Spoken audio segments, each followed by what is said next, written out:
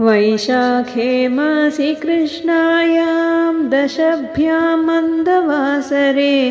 पूर्वाभाद्रप्रभूताय मङ्गलं श्रीहनुमते करुणारसपूर्णाय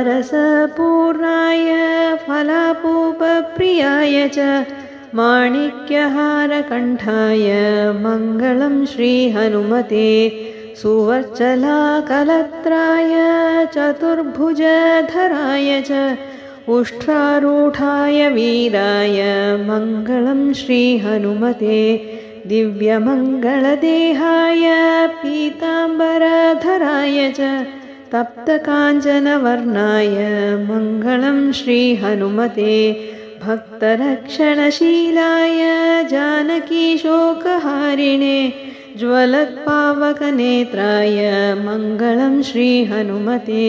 पम्पातीरविहाराय सौमित्रीप्राणदायिने